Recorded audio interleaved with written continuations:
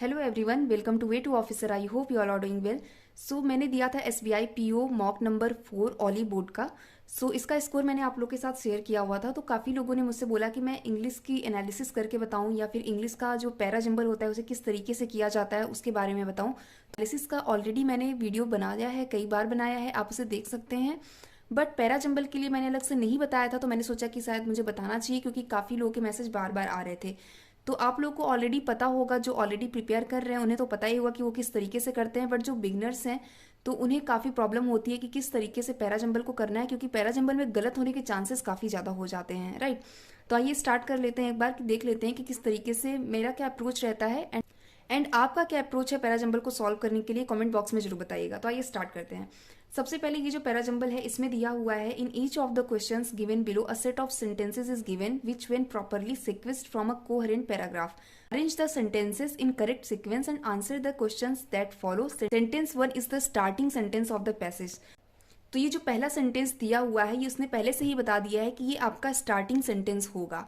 जो भी आपका ये रीअरेंजमेंट बनेगा इसका स्टार्टिंग सेंटेंस जो है फर्स्ट होगा, जो कि है एनी एलिमेंट में start with almost any sign but some of them are much common than others. Okay, अब यहाँ से आपका जो है सेंटेंस स्टार्ट हो रहा है, यहाँ से आपका पैराग्राफ स्टार्ट हो रहा है। इस सेंटेंस से आपने इसको पढ़ा, इसको अंडरस्टैंड करने की कोशिश की।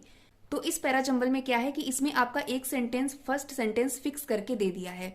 बट कुछ कुछ पैराजंबल ऐसे मिलते हैं जिसमें आपको फर्स्ट सेंटेंस भी ढूंढना पड़ता है। तो फर्स्ट सेंटेंस ढूंढने के लिए क्या मेथड होता है? सबसे पहला मेथड तो आपको इंट्रोडक्टरी सेंटेंस खोजना है।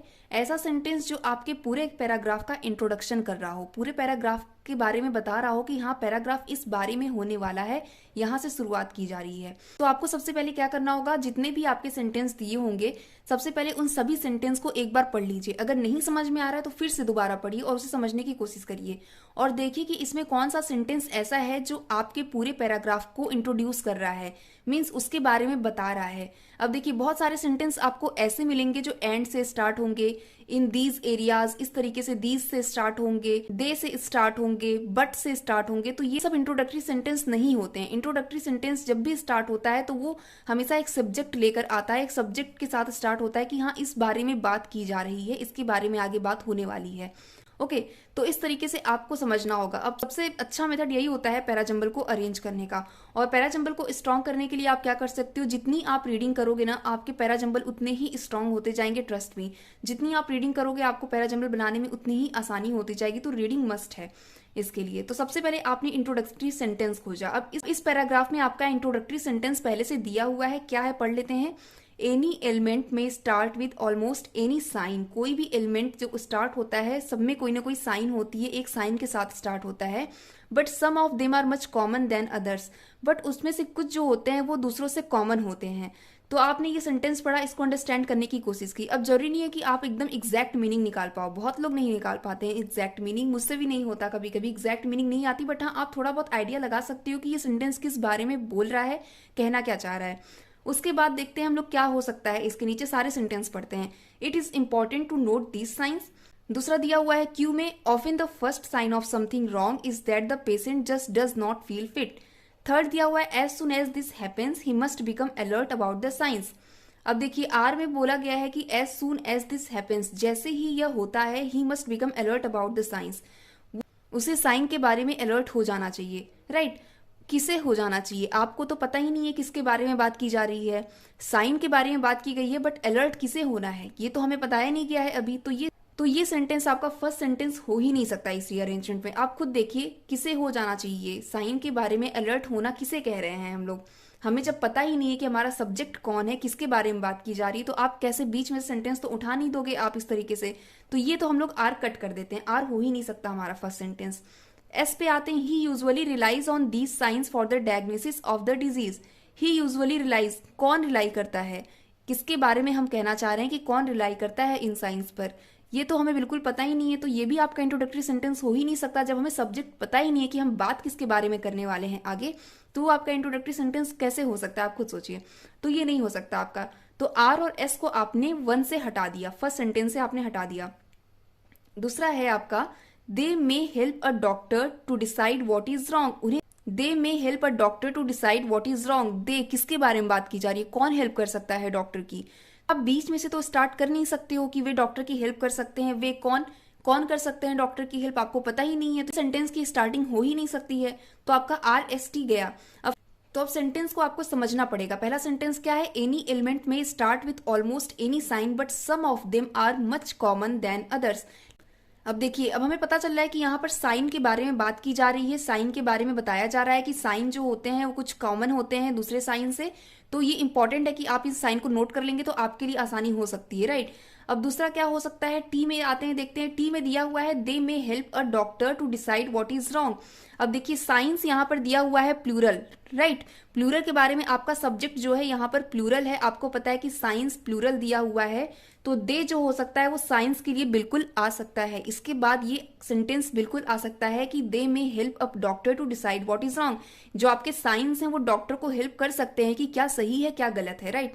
तो इससे डॉक्टर को पता चल सकता है, तो आपका सेंटेंस बन गया PT, बिल्कुल करेक्ट बनता जा रहा है। आप खुद देखिए कितने आसानी से बन गया, आपको पता चला P सेंटेंस इसको ऐड कर रहा है। It is important to note this signs, आपको पता चला कि कुछ साइंस दूसरों से कॉमन है, तो ये इंपॉर्टेंट है कि आप उस साइन को नोट करें, क्योंकि ये हेल्प कर सकते हैं डॉक्टर को कि क्या सही है क्या गलत है। तो ये आपका बिल्कुल बैठ रहा है, सब्जेक्ट वर्ब एग्रीमेंट जितने भी रूल्स होते हैं बिल्कुल फॉलो हो रहे हैं सब। नेक्स्ट हम लोग देखेंगे उसके बाद क्या है। तो फर्स्ट हमें पता चला P है, सेकेंड हमारा सेंटेंस T है। अब they may help a doctor to decide what is wrong. अब थर्ड क्या है, अब देखिए आपको पता चला कि टी में किसकी बात हुई है, डॉक्टर की बात हुई है, राइट। अब एक और सब्जेक्ट यहाँ पर आया हमारे पास कि टी में डॉक्टर की बात हुई है, तो कहीं ना कहीं आगे कुछ ना कुछ डॉक्टर से मिलता जुलता होगा, हो सकता है। तो आगे हम लोग चलते हैं, बढ़ते हैं। देखिए एस सेंटेंस में आपका दिया हुआ है ही, इसके बारे में आप बात करोगे, कोई पर्सन होगा उसी के बारे में तो आप कहोगे ही, राइट। उसी को तो आप बोल सकते हो, उसी को डिनोट कर सकते हो ही से आप। तो आपको पता चला कि सेकेंड सेंटेंस में आपने डॉक्टर की बात की है कि डॉक्टर को ये साइंस हेल्प कर सकते हैं, तो फिर क्या दूसरा, he usually relies on these signs for the diagnosis of the disease. वह यूजुअली रिलाई करते हैं इन साइंस पर डिजीज को, रोगों को खत्म करने के लिए, रोग को खत्म करने के लिए, राइट। तो ये चीज आपका बिल्कुल फिट बैठ गया। आप देखिए PTS बिल्कुल एकदम ऑर्डर में चलता हुआ जा रहा है, राइट। तो आपका फर्स्ट सेंटेंस बना P, सेकेंड सेंटेंस बना T, थर्ड सेंटेंस बना आपका S। अब आपको पता चल गया थर्ड सेंटेंस, एक बार और ध्यान से देख लीजिए, he usually relies on these signs for the diagnosis of the disease. Okay, अब ये हो गया। उसके बाद देखिए Q और R बचा। अब आपका फोर्थ सेंटेंस क्या होना चाहिए, जो S को ऐड करता हुआ चले, S से कनेक्ट करे। पढ़ लेते हैं एक बार Q और R में क्या दिया हुआ है। Often the first sign of something wrong is that the patient just does not feel fit, and R में दिया हुआ है as soon as this happens.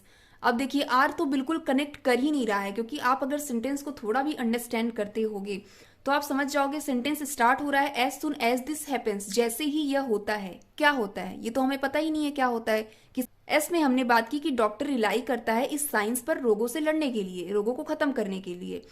तो यहाँ पर आप आर से स्टार्ट बिल्कुल नहीं कर सकते हो, as soon as this happens, जैसे ही यह होता है। क्या होता है इसके बारे में तो हमें पता ही नहीं क्या होता है, तो फिर आप आर को हटा दोगे। क्यों पढ़ो, often the first sign of something wrong is that the patient just does not feel fit.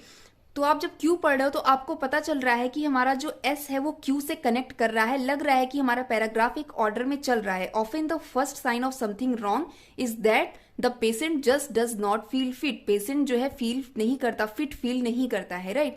तो ये बिल्कुल एक ऑर्डर में चलता हुआ जा रहा है। अब उसके बाद आप आर को कनेक्ट करो और देखो कि क्या आर कनेक्ट कर रहा है। उसके बाद as soon as this happens, जैसे ही यह होता है, क्या होता है, जैसे ही पेशेंट फिट फील नहीं करता है, राइट। अब समझ रहे हो आप ये चीज कितनी बैठ रही है, बिल्कुल ना, आपको लग रहा है कि हाँ ये एक ऑर्डर में चल रहा है। जैसे ही यह होता है, क्या होता है, जैसे ही पेशेंट फिट फील नहीं करता है। ओके, तो ये हमारा बन गया as soon as this happens he must become alert about the signs, doctor जो है वो साइंस को लेकर अलर्ट हो जाता है, राइट। तो ये बिल्कुल आपका एक ऑर्डर में पैराग्राफ बन गया है, और आपका पैराग्राफ इस तरीके से बनाओगे तो बिल्कुल सेंटेंस आपके सही बनेंगे, बिल्कुल अच्छे से रीअरेंज हो जाएंगे। कभी कभी कुछ पैराग्राफ्स ऐसे आते हैं जो बहुत ही ज्यादा टफ होते हैं या थोड़े से लेंदी होते हैं, राइट, स्पेशली इन मेंस।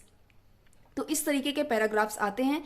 तो इसका सिर्फ एक ही इलाज है कि आप जितना ज़्यादा रीडिंग करोगे, जितनी ज़्यादा आप न्यूज़पेपर पढ़ोगे, आर्टिकल पढ़ोगे और जितना ज़्यादा आप उस सेंटेंस को समझने की कोशिश करोगे, अंडरस्टैंड करोगे, उतना ही ज़्यादा आपके पैराजंबल सही होते जाएंगे। क्योंकि जब आप रीड करते हो तो आपको पता चलता है कि सेंटेंस आपका जो पैराग्राफ है वो कहाँ से स्टार्ट हो रहा है, किस तरीके से उसके जो मिडिल सेंटेंसेस हैं वो किस तरीके से उसे कनेक्ट करते हुए आ रहे हैं, लास्ट सेंटेंस कैसे खत्म हो रहा है। अगर हाउ एवर है आया है आपके सेंटेंस में तो हाउ एवर क्या फर्स्ट सेंटेंस में हम लिख सकते हैं या फिर लास्ट सेंटेंस में आता है, किस तरीके से उसका मीनिंग होता है, किस तरीके से अंडरस्टैंड करते हैं उसे। तो जितनी ज़्यादा आप रीडिंग करोगे, इसका सिर्फ एक ही इलाज है, रीडिंग रीडिंग एंड रीडिंग। अगर इंग्लिश में अच्छा स्कोर करना है तो आपको रीडिंग करना मस्ट है, रीडिंग करना ही पड़ेगा। तो पैराजंबल को करने का और कोई उपाय नहीं है, कुछ चीज़ें आपको ध्यान में रखनी है। पहला सेंटेंस आपका इंट्रोडक्टरी होना चाहिए, इंट्रोडक्शन होना चाहिए पहले सेंटेंस में आपके टॉपिक का, जिस टॉपिक के बारे में आप बात कर रहे हो। उसके बाद आपको देखना है कि आपका जो पहला सेंटेंस है उससे सेकंड सेंटेंस कनेक्ट कर रहा है या नहीं। पहले सेंटेंस का सब्जेक्ट आपका क्या है, दूसरे सेंटेंस उससे कनेक्ट होना चाहिए। अगर पहला सेंटेंस आपका प्लूरल सब्जेक्ट है तो दूसरा सेंटेंस का अगर प्रोनाउन से स्टार्ट हो रहा है तो प्लूरल प्रोनाउन से स्टार्ट होना चाहिए।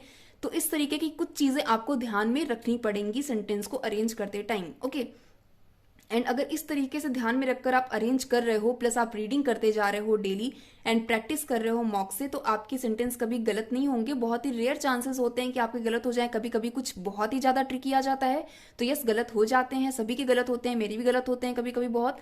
तो बट इसको आप कम कर सकते हो अपनी एक्यूरेसी बढ़ाकर। अगर 100% एक्यूरेसी इंग्लिश में पॉसिबल नहीं है तो कम से कम 95% एक्यूरेसी तो बिल्कुल डेफिनेटली पॉसिबल है, आप कर सकते हैं। सो अगर आपके पास मॉक नंबर 4 है तो आप लोग जरूर बताना कि इंग्लिश में आपका कितना स्कोर बना है। मेरा स्कोर रहा है 20.25 इंग्लिश में, एंड परसेंटाइल इंग्लिश की रही है 98.2। ओवरऑल मैंने आपको बताया था, इसका मैंने शेयर किया था आप लोगों के साथ, 72.25 एंड परसेंटाइल 99.2 थी।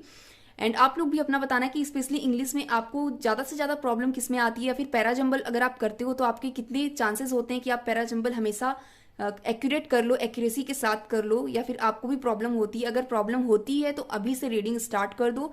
जितनी रीडिंग करोगे कम से कम 95% एक्यूरेसी तो बना ले जाओगे।